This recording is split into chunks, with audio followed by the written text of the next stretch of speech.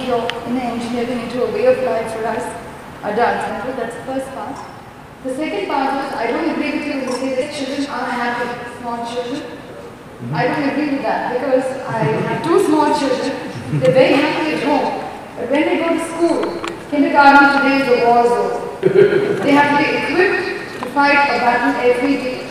And in this concept, in engineering, I really don't know how this one go about it, when you have to apply it to your children.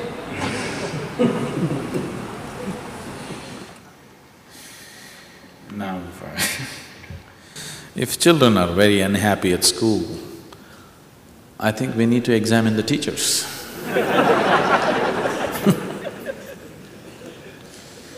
Because it's a natural human trait. It's a natural human trait that when you get to know something that you did not know, it brings much joy to you. Is it so? Yes? Learning is a natural human trait that when you learn something that you did not know, it should make you joyful. If learning is making people miserable, then we have not understood what learning is. Unfortunately, you are not sending your children to school because you want them to know, you want them to learn, you want them to earn. That's why you're sending them to school. It's an unfortunate way to handle education. That's not education. You want them enslaved, so the teachers are doing the job for you. You want them enslaved to what you call as economic well-being, so the teachers are just doing the job for you. You are not sending your children to school because you want them to develop a thirst for knowing, irrespective of whether it's going to make money or not make money, isn't it? So you better change your attitudes about education. We are coming up with a school where the whole whole focus of education is not going to be about suppressive information, but about kindling the thirst for knowledge. If the thirst for knowledge is kindled in the child, you can't stop him from learning. You cannot stop him from learning, he's going to learn anyway. But instead of kindling that, you're suppressing it, beating it down with your idea of what is education, because your idea of education is social status and money. It's a wrong way to approach education altogether. So, children, slowly, these joyful bursting pieces of life slowly become sad like this because you're just misorienting them completely. With the kind of compulsions that you have built within yourself, you're trying to put the same compulsions upon the children, which is not necessary. This is a general question. These days, there's a lot of talk about Vastu and numerology, etc.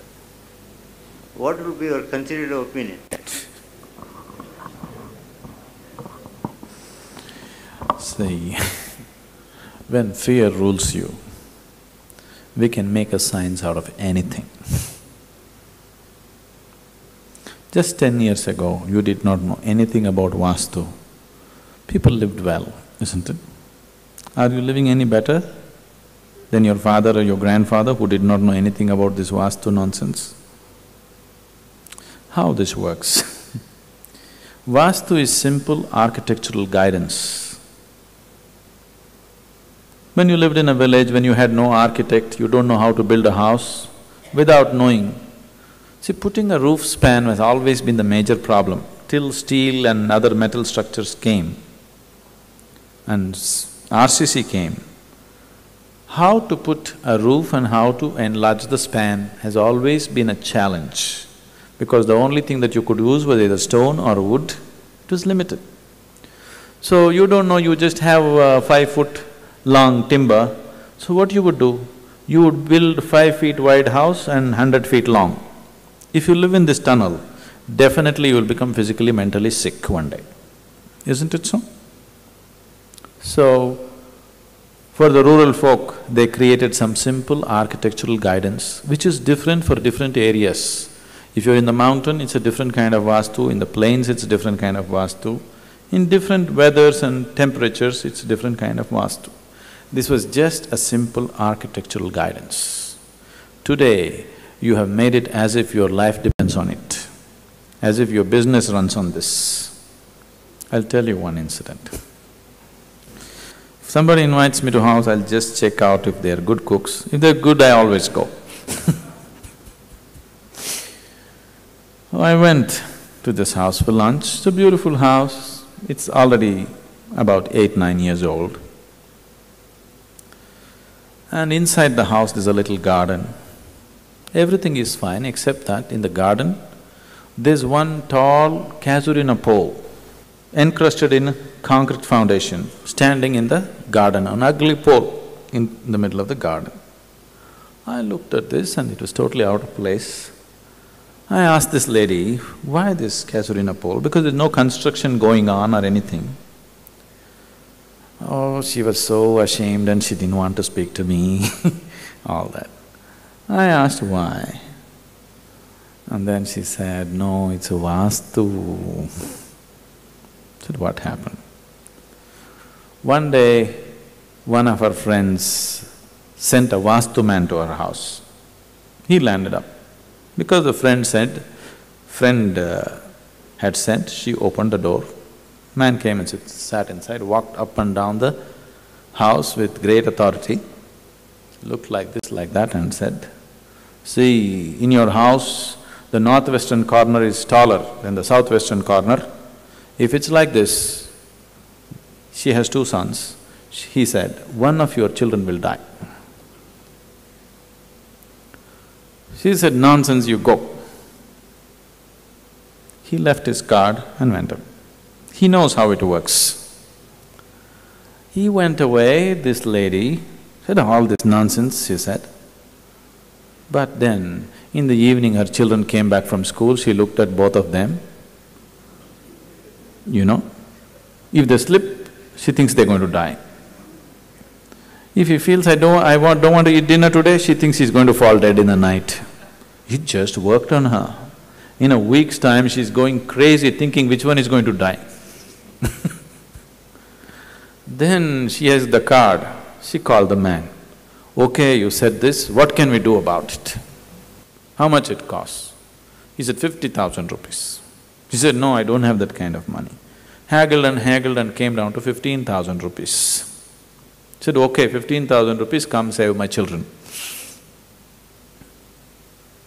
On an appointed day, the man came with a tall casuarina pole and planted this casuarina pole on the southwestern corner and showed her, see how the southwestern corner now is taller than the northwestern corner and your children will be okay. Okay, what is this? Tell me. Once you're in fear, you can just be used whichever way. I see a lot of people, they're sleeping in their toilets and cooking in their bedrooms. Yes? See, what I'm telling you is, even if you have to fall dead, at least fall dead with some dignity, being a human being, isn't it? Yes or no? Sleep in your bedroom and fall dead, it's okay.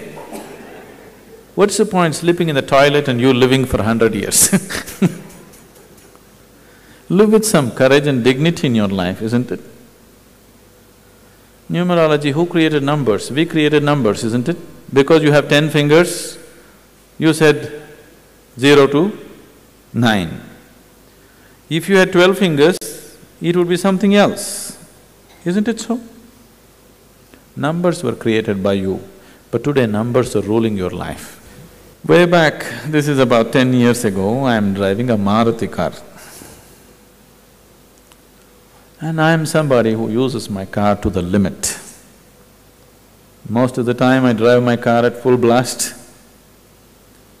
And in just about 2 years, I have done 1.4 lakh kilometers on the car, I've traveled all over the country.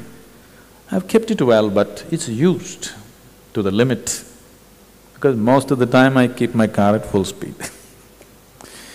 So, when I want to sell, I thought it's past its age and I want to sell it, because I'm traveling long distance all the time.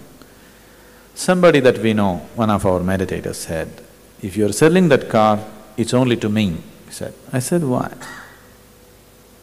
He said, no, I want that car. I said, why? He said, it's got a fantastic number. All that if I total it, it adds up into something, and that added number is my birthday, this, you know, some calculation. I said, number is okay, please drive the car and see if you like it. He said, no need to drive, that number is enough. My numerology guru has told me, that number is the best number for my life. Everything will happen if I have that car. I tried to put some sense into him, but he insisted.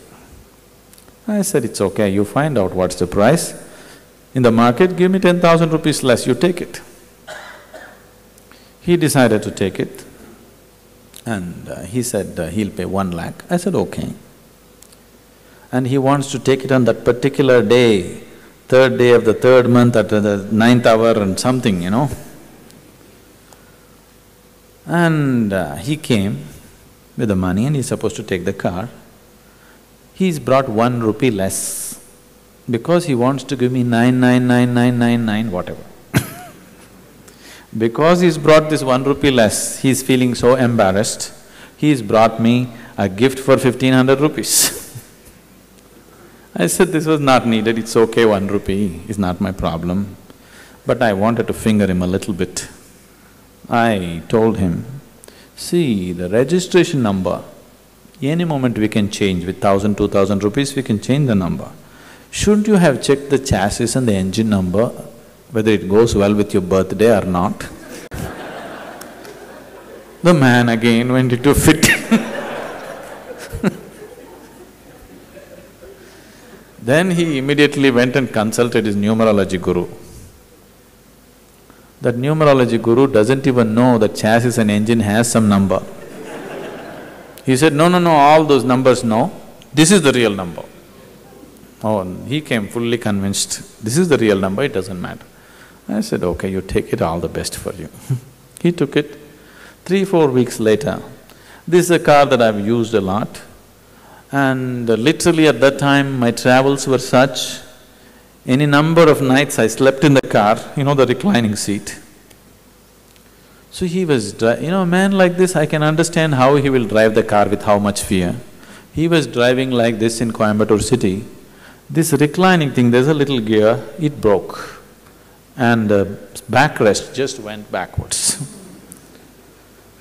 And he must have imagined all kinds of evil forces pulling him backwards and you know, he got so terrified. And I happened to meet him after 4 or 5 months. I asked him, how's the car doing? Are you okay? Are you happy? He said, no, I had to give it away because, you know, something very bad happened. I said, what happened? You crashed the car or something? He said, no, like this, some evil forces, you know, just pulled him backwards. And he brought another fantastic number car. Why can't you?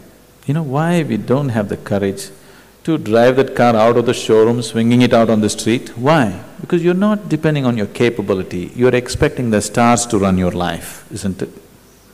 That's why the nation is like this. Till you take it into your hands, this is how it's going to be. It's time you took it into your hands.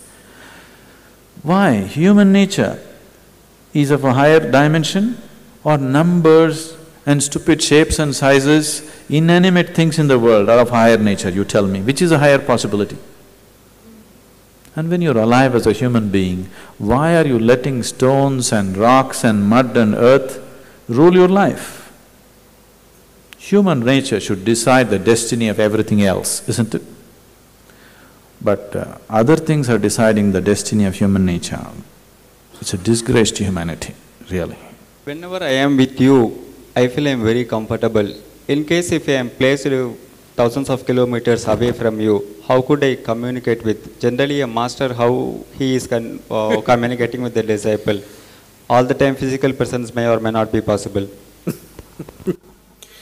Now, when you say, whenever I'm with you, I'm comfortable, I feel insulted.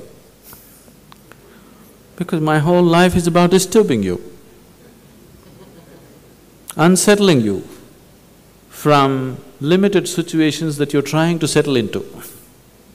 You're constantly trying to settle into some limitations. My work and my life is to disturb you from that limitation so that till you become unbounded, I don't want to let you settle down anywhere. Now if you're feeling comfortable, that's an insult.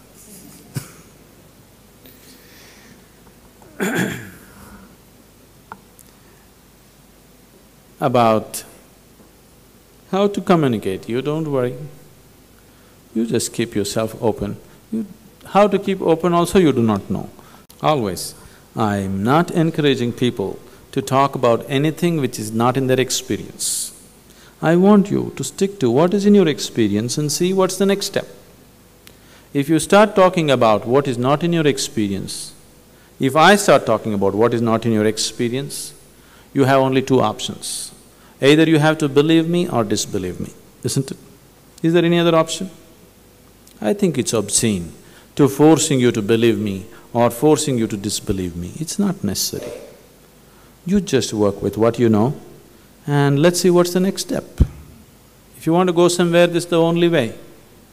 If you want to go either to race course or to moon, you can only start your journey from the seat on which you're sitting right now. Is that so? Is that so? If you try to start your journey from somewhere else, you will hallucinate for the rest of your life and not get anywhere. Is that so? So, what is your reality right now? Only from there you can progress to the next and the next and the next. So don't talk about things which are not in your experience. Do not even aspire for that. Just see what's the next step you should take. Once you know how to take the next step, you will also know how to take the next one and the next one and the next one. This is the only way you will go somewhere. Because people have not realized this fundamental fact, humanity has remained stagnant for such a long time. Please see, scientists are telling you man has been on this planet for over 20 million years. In this 20 million years of living on this planet, it's a huge experience, isn't it? 20 million years of experience. Still you're getting angry like how the caveman was getting angry, isn't it so? Are you getting angry in some other high-tech way? You're still getting angry the same way, isn't it? 20 million years of experience, a simple emotion like anger, we still don't have a solution, simply because we are unwilling to admit where we are. We are always thinking we are up there. See, now you know where God is, you know His address, isn't it? Yes? You know His name, you know His address, you know His wife's name, you know His children's name, you know when is His birthday, you know everything, but you don't know where you are. That's the whole problem. Somebody who is incapable of knowing where he is he capable of knowing where the Creator is? Is there a possibility? Is there such a possibility? So somewhere we get into the game of deception. Once you get into deception, there's no limit to it. It can go on and on and on in a million different ways. This is passing off as religion, unfortunately. Religion means it's the highest intelligence. To live and survive in this dimension of life, you need intelligence, isn't it? If you want to transcend to other dimensions of life, don't you need even more intelligence? Yes? Yes or no? But the most idiotic ones in the world are claiming to be religious, isn't it? See, if I just create a situation, this is how spirituality is passing off most of the time, in India and everywhere. Just tell you, just look at the bulb, there you can see, can you see Shiva? See, he's there. I'll tell you, the most idiotic ones in this hall will see Shiva first, others will be wondering, what is it? The fools will see it first, isn't it so? Because they have no control over their imaginations. They don't know which is their imagination and which is not. They will start seeing everything. They'll see angels and gods and everything first. But the intelligent ones are always wondering what the hell is happening, isn't it? Isn't it so? Unfortunately, this is passing off as religion and spirituality. This is why no right-thinking person wants to come anywhere near anything spiritual, because it's become such a disgusting presentation.